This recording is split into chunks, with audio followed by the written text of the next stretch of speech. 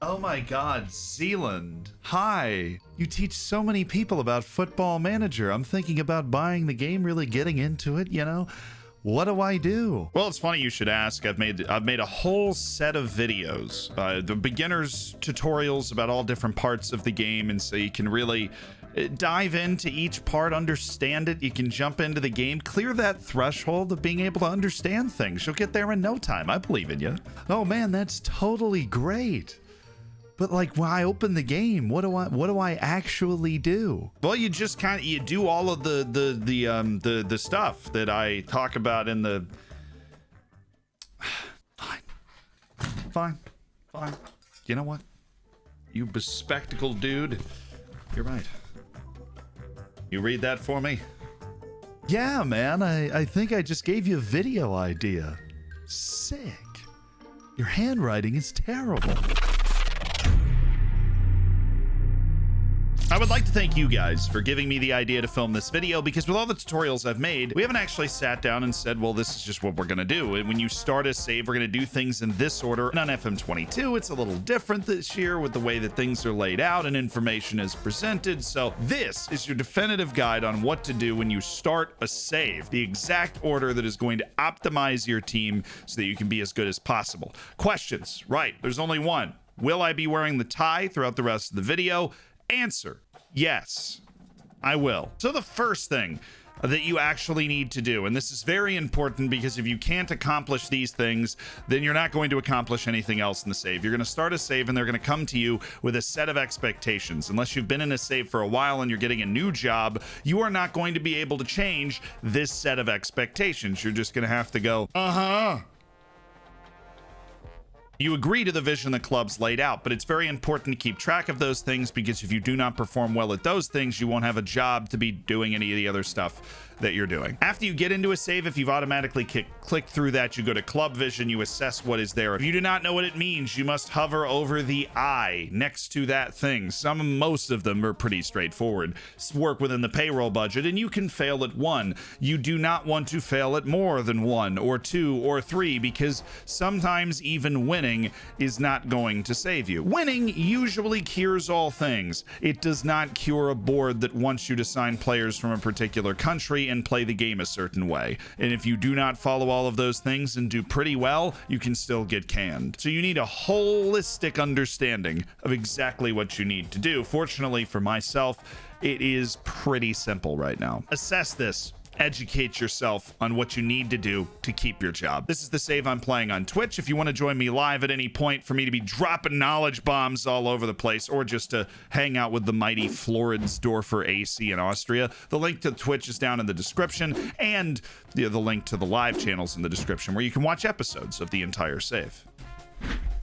It's Zealand in a fun shirt. Hit the subscribe button so we can buy another fun shirt. The next tab you need to click on, and this is before we look at your team or anything. Let's not get weird. You need to look at your finances. The most important word is the one up top. This is an overall assessment of how your club is doing. It is either rich, secure, okay, or insecure. If it's insecure, you are going to need to be very careful. If you're rich or secure, you're very safe. If it's okay, you're somewhere in the middle, and you could send it careening in either direction. What's worth looking at is the projection in particular, which is if you change absolutely nothing, pay the same wages that you're paying, sell nobody, that's where your money is going to go. And in most cases, that money is going to be going down, because this doesn't factor in the odd player sale here or there and the balancing of the budget that you can do. So it's not super alarming to see your projection going down like that. Then your eyes go over to your transfer budget and payroll budget. This is your big baller brand portion. How much money do you have to throw around the club? That was all the money in my wallet. Since normally when you take over a club, you're about to go into a transfer window, another very important thing to see, other than the fact that you want to make sure you have some money to work with, is your transfer revenue retention. Mine's complicated. It's at 55% after we make a certain amount of money. It's at 30%. This is the amount of money that goes directly into your transfer budget from a sale. So if you're planning on selling a few players later on and then bringing a few more in later, this is something you need to be aware of, because it could affect your ability to turn players over quickly. The other other important thing to know is that you can ask to change it. It's unlikely it'll be changed right away, but if you go into your board requests and finances, there will be an option to increase transfer revenue retention if you're not like me and haven't just asked to increase it. They said no. The next thing to do is assess your staff. Now, I'm a huge nerd for staff. I've made staffing videos. I'm a big staff fan. I even walk around with walking staffs from time to time, but I'm not going to spend too much time on this for your sake. But what you want to do is maybe check out a staff video that I've made and go through and click on staff and see if you have any open spaces. If you do have any open spaces, I recommend working off this screen, going from coaching staff to medical staff to recruitment staff, and then clicking this drop down so you can see the different coaching attributes. You can find somebody that can properly coach in each training category. But there's a reason we looked at finances first. Don't end up spending a ton of money on compensation you can't spend. Sometimes you just can't overhaul your staff, but try to make sure you can at least fill it as long as you're not financially insecure. And if you don't know how to see your staff on youth teams, go to the development center and then drop down the staff and you can get to the same page on each youth team. You can also pass this off in staff responsibilities, which of course you don't want to actually finish setting up until you've hired your staff. So it's not something you do immediately, the staff responsibilities. But there are a few things, like going to responsibilities and matches and giving somebody else the responsibility to manage your friendly matches, because you're not a psychopath and you don't want to do that. Other things like pawning off youth team training to other members of your staff you want to hang on to until you know that you have the best staff member possible to do that sort of thing. And then this brings us to our magical tab that that comes with number 4. Number 4, we're going to the squad. We finally get to go to the squad, and what we're going to try and do here is assess your squad. And what we're assessing are 3 things. We are assessing, where is the talent? What is the talent? Where is the money? So your first order of business, and this is often something that I will go to, is you go to reports.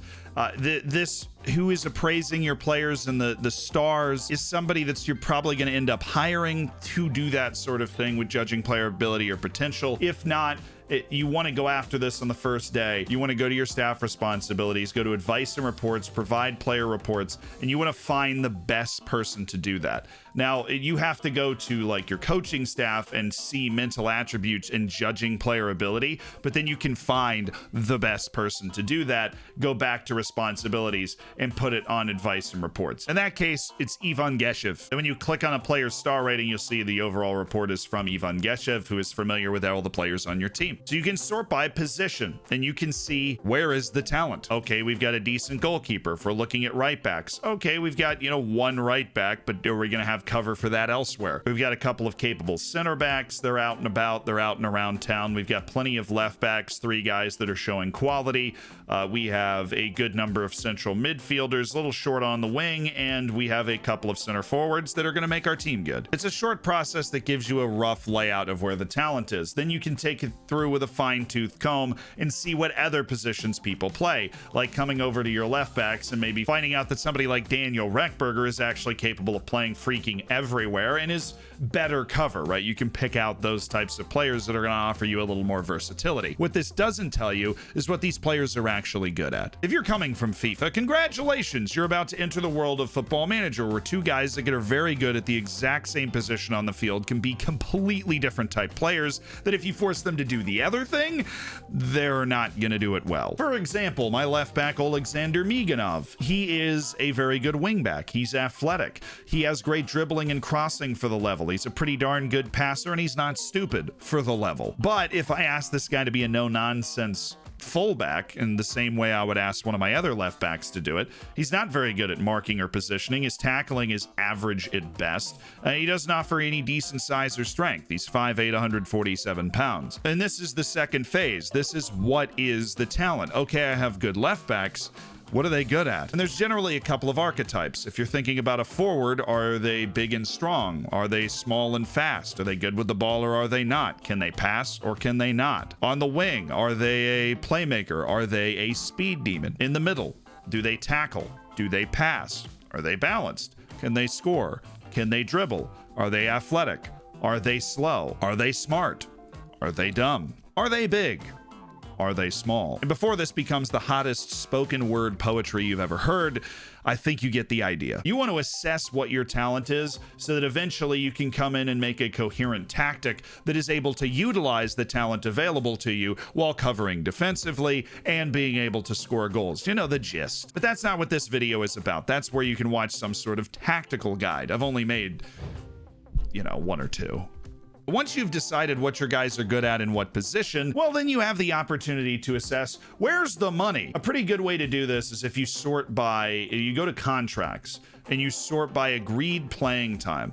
And you see a player that after you've assessed your team, you don't recognize or you don't consider a starter pretty far near the top, right? This is an immediate issue. The higher their agreed playing time is, the more likely it is they're going to get mad if you don't think they're part of the team. So you're going to need to move them faster. This, combined with a nice sort on salary, will give you an idea of where money is going that is well spent and where money is going that is not well spent. And if you identify players that you want to move, go to dynamics and hierarchy to see how important they are to the team and how hard it's going to be to move them. The higher up they are on this food pyramid, the harder it's going to be to move them. If you want to figure out if they still consider themselves an important part of the team and don't want to leave, go to transfer offer to clubs and you'll get agent feedback on whether they'd be interested in moving or not. Mihalovic seems to fall right in the middle, but he's not important, so even if he gets mad, it doesn't matter. What if it's a little closer? You don't quite know if the player is somebody you're going to want to get rid of or not, because you're jumping right in a transfer window when you take over a club, so you're going to need to know this stuff right away. Well, you can go all the way over to team depth chart, take a look at different positions, and based off the rating and how much you trust that star rating, get a general idea of where your team is good and where your team is not good. All these green guys are trialists I brought into my club, by the way. They're not actually on my team, so it can be kind of annoying that they're there. Maybe we just decide to go ahead and turn trials off in the filter so we can get a clearer picture of the players that we have around these different positions. If I wanted to play the flying rectangle, for example. Made famous by the 1940s Czech team, the Flying Rectangle dominated world football for 3 years before it was brutally smited down by the idea of width. You can also use the handy dandy comparison tool if you say, I don't know if I want to get rid of one player or the other, and I'm going to take Bruno Piri and compare him to Leonid Krasniqi, and maybe we would take Bruno Piri over Leonid Krasniqi. But Krasniqi is quite sneaky. It's gonna get you.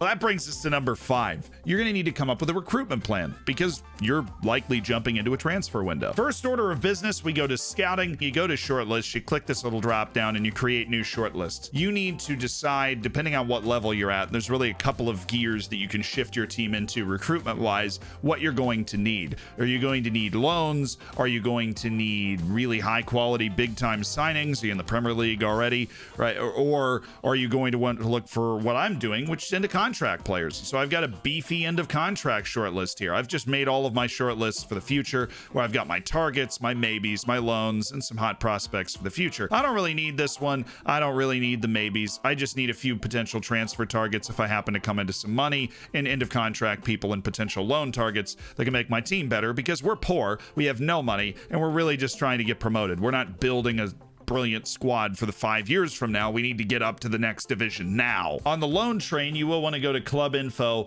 and you will want to check your affiliated clubs. I have 2 senior affiliates in Austria. You can go here, click at players, senior squad, go to transfer, and then you can check the loan status and see if there's any senior players, or just maybe go to all players at the club. Anybody that's listed for loan, stick a scout on them, invite them for a trial, or if you think they just look saucy enough already, you can try and negotiate some sort of loan move. I probably should have loaned that guy in the last transfer window. That was very stupid of me. I need to watch more of my own videos. Be sure to read the specifics of the affiliations, not all created equally, and you can look for more affiliate clubs with the buttons at the bottom. Interact with the board. It's a nice hoot. Try and get yourself some more loan players. There's a lot of other reasons to get affiliate clubs. That's not why we're here. Loan players is the only reason you'd look at it now. But you come up with your strategy. You've already got your staff in motion. You want to take the scouts that you're going to keep on your team, either for financial financial reasons or because they're actually good enough you can't find anybody better, then you're going to want to assign them to do those sorts of things. So I've got a Central European looking for end of contract with good ability, South Europe with good ability, and another guy in Central Europe looking for players on end of contract because my scouts are bad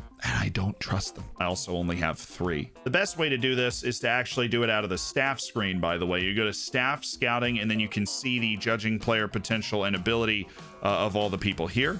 So judging ability, judging potential, and then you right click on the person. You go to report and assignments, and then you are looking at that person, and then you can create an assignment from there specifically for them. Pick your region, pick your nation, pick your competition, pick your continent if you're nuts. Pick your transfer type, whether you're looking for loans into contracts or transfers. Pick your player type. You can get fancy with it and tailor this specifically to what you want, but you don't have to. Pick your player type, any positions, fits a tactic that you want, and then boom, until finished, start assignment. And your recruitment plan is in motion. What I would recommend is don't start super long-term searching for hot prospect assignments right now. You're going to want to search for immediate targets because you're entering your first transfer window, which as a manager is arguably the most important, because if you get it horribly wrong, you won't make it to another transfer window. Once you get out of the transfer window, then go back and reassign your long-term scouting goals. This is usually only applicable if you are a good enough team to be looking for and signing hot prospects. You don't want to start wiring the world. Zealand buzz phrase. You don't want to start doing that right away. Your scouts will also come with recommendations, so be sure to check your scouting center the moment a new scout signs or right when you're entering the transfer window. You'll also get a recruitment meeting that comes up before a transfer window starts, and generally with like a week or 2 to go left in the transfer window. The last thing on your recruitment policy to get you on your way right at the start of a save is if you have a general manager or a director of football, then you actually have the ability to go to transfers, click on them, and suggest transfer targets for any position of any type. And based off their knowledge, which obviously you'll want to check isn't absolutely awful, you want to make sure, so it'll be an Austrian player because that's the only place he has knowledge of. That recommendation could be something that can guide you along your way, and sometimes I've honestly signed the guy. But that's enough to get you sailing. Now we go to schedule for number 6. You actually need to arrange your preseason. You don't want to continue forward. You don't want to let your staff schedule any preseason friendlies. You want to come in here and schedule your friendlies. You can do multiple friendlies. You can do a league, a cup. Maybe you want to do a tour. If you're a bigger club, you have that opportunity. Schedule some decent teams. See if you can make yourself a little money playing at home. Sometimes you can get larger teams to come play at your place, and you have an unusually big stadium. You can pack that stadium and get a pretty good gate receipt, and you can snowball that in a cup or a league. But you want to schedule those friendlies. I generally play a friendly every 3 or 4 days throughout the preseason. If I have a huge squad, I'll play one every 2 to 3 days so that everybody can get that sweet match sharpness before we hit match day 1. But you got to make sure you don't schedule a friendly like every other day when you're playing the same guy in every friendly. That's just going to get them all hurt, and you're going to be mad at me. So don't do that. I'm watching you. Okay. Once you've adjusted that, go into your training calendar, and if all of it's jacked up because your friendlies have been scheduled, you can literally just click exactly what they had before, and it will reassign that training. You go in and add your match reviews, you add your team bonding sessions, and just like that, you're off. And you should add those things, because team cohesion is usually the worst thing about a new club when you take over. You know what also helps with that is match preparation, teamwork. Look at that, greatly increases. If you do all those things, then you will have an even better start than I had at Floridsdorfer, because I didn't have a great start at Floridsdorfer, but we're kind of winning now, and it's kind of great, and I kind of love it. We made this video, so now that won't happen to me again either. We'll have a cohesive plan, and we will never fail. Have a great morning, afternoon, or night, depending on where you are. All right. Time to party.